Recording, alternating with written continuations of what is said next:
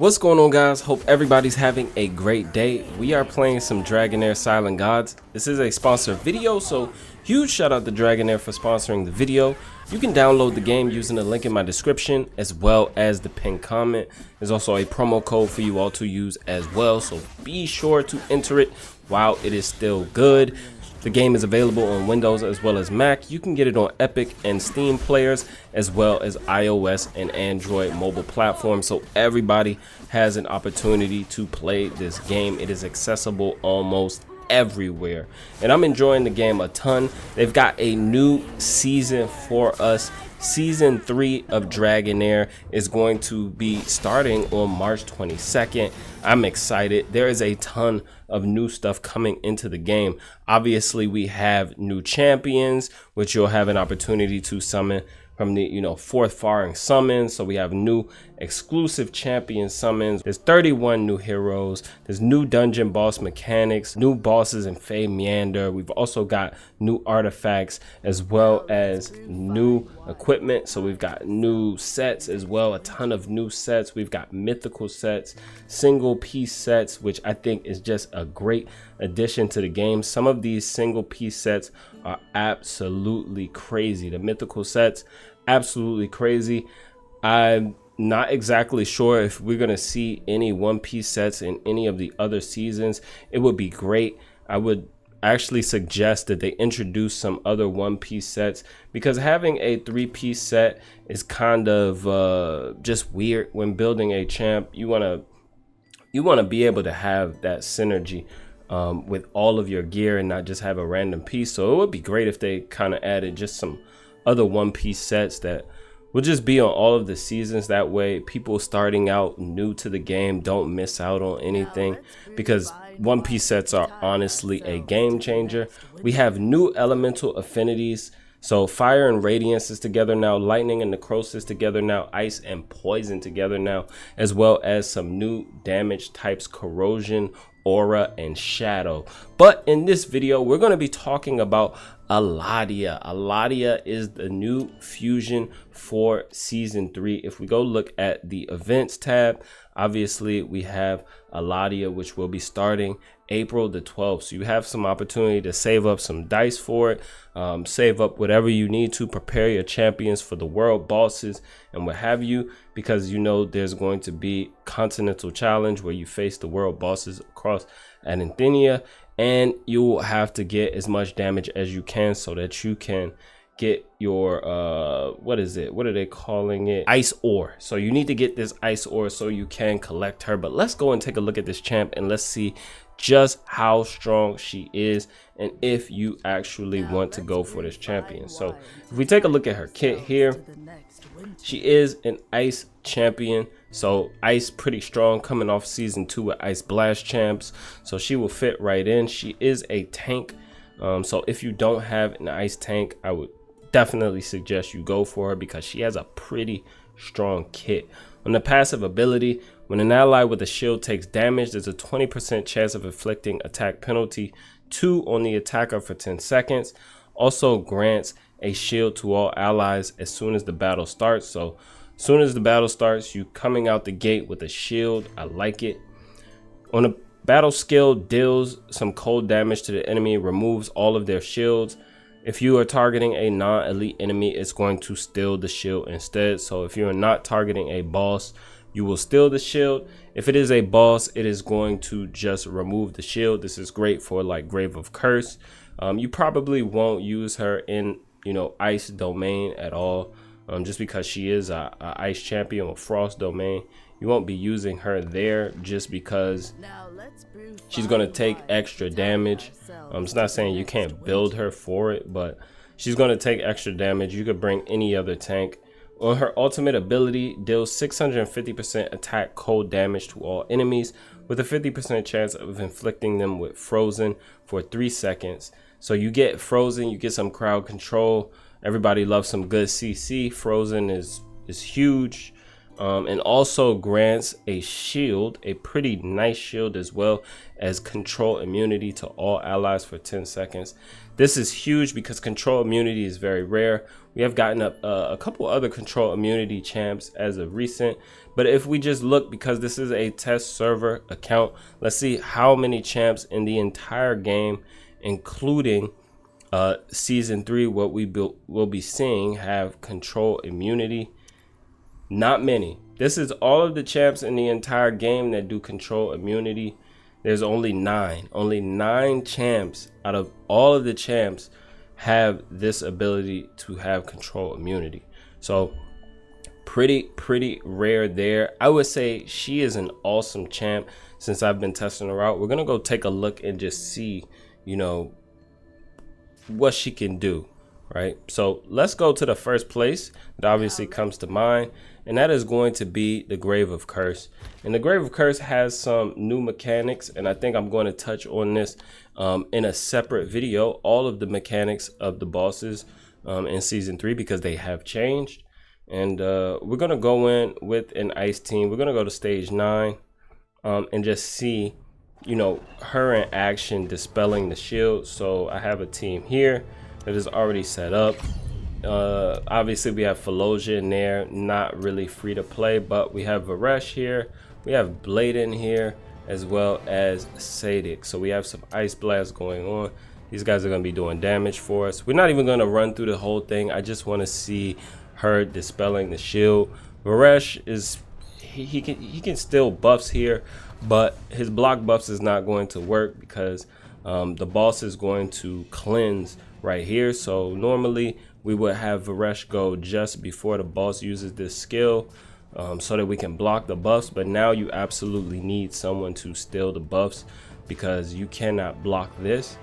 The boss is also going to dispel shields here at 12 seconds, so we're actually going to have our skill timing set. That way our shield always goes up after the boss uses this dispel. And obviously he is going to ignore immortality and invincibility, and he's going to try to smack us with this ultimate ability he does. So nobody else's skill time. We just want to see her dispel the shield and place attack penalty for us. So let's just go ahead. He doesn't even have an artifact on. It's fine. I'm not even gonna worry about that. We just really want to see her dispel the shield and land attack penalty for us. And as the fight goes on, any fight, and as you can see, we have attack penalty up already, so that 20% chance is kind of low, but it does work. And as you can see here, we're about to get a shield on the boss. It's a very small shield because we're not taking a ton of damage at the moment, but when she does dispel it, you will see a red message pop up right on her, right around here, and it's going to say shield dispel. So hopefully we get a shield around you know, this time around. We probably, all right, so the shield is very small. You just saw it, red popped up, shield dispel. So she will dispel your shield and place attack penalty for you, which is pretty solid. So I like the champ. I like the champ for here. For Curse, she is going to be great, even if you don't have like Falosia or something like that. So here we got a big shield and she just takes it right off. So there's a ton of champs in the game that can do that for you. This isn't a great team by far. This is a terrible team to run in here. This is not a guide on the Grave of Curse. I just want to see her dispel the shield and land that attack penalty for us. So she's a pretty solid tank. She's bringing shield, she's bringing attack penalty, she's bringing control immunity. She's also bringing some control herself with Frozen. I really like the kit at all, but are there champs that you can replace her with? Probably so. So if we just search based on her kit and see what we are getting from her, let's see what we can get, you know, from other champs that are in the game, and you can make a decision on if you really want to go for this champ or not. I'm not sure that I will. I recently pulled Urion from season 2, and he is a pretty good tank as well. So not sure that I'm going to go for her, but it is a Lego, so we will see.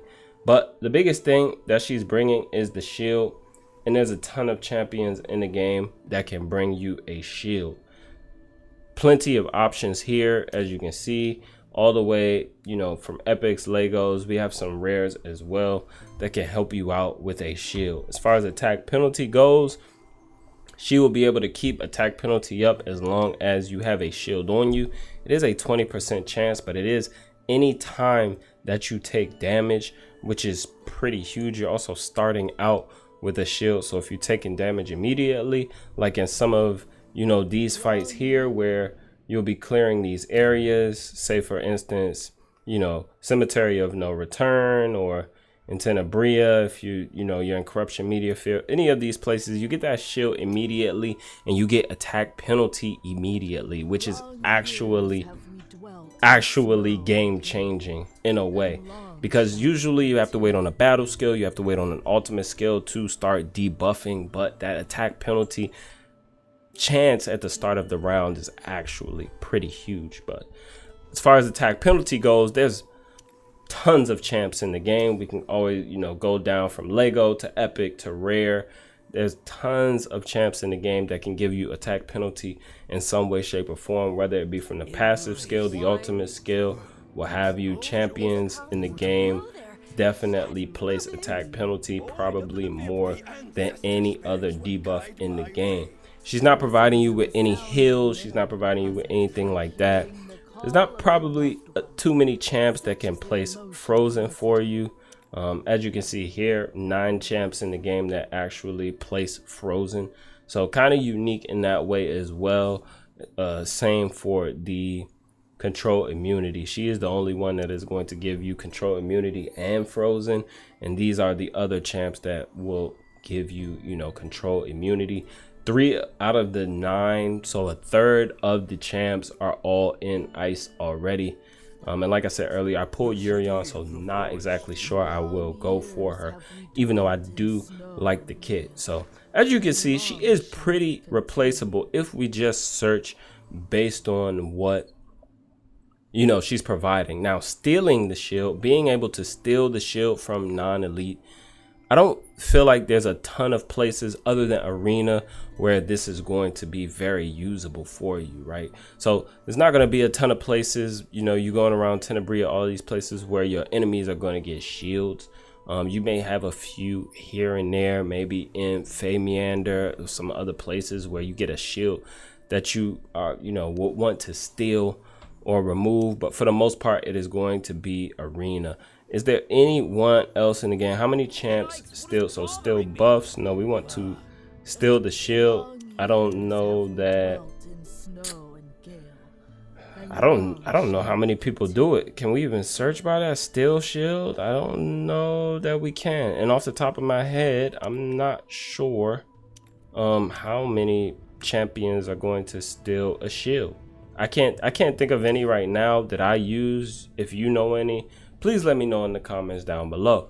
But I'm sure there's got to be at least one other champ that like steals a shield. I know there are a few that dispel shields. Maybe some of those guys do steal shields. But I think that the champion is great. I think that she could definitely benefit some people for sure. So if you make it to the 3rd season and you don't have a solid ice tank, obviously there's going to be other elemental affinities to support. So say ice poison, you do have fur bath, then you probably not going to, you know, be in dire need to get her. You will have other tank options.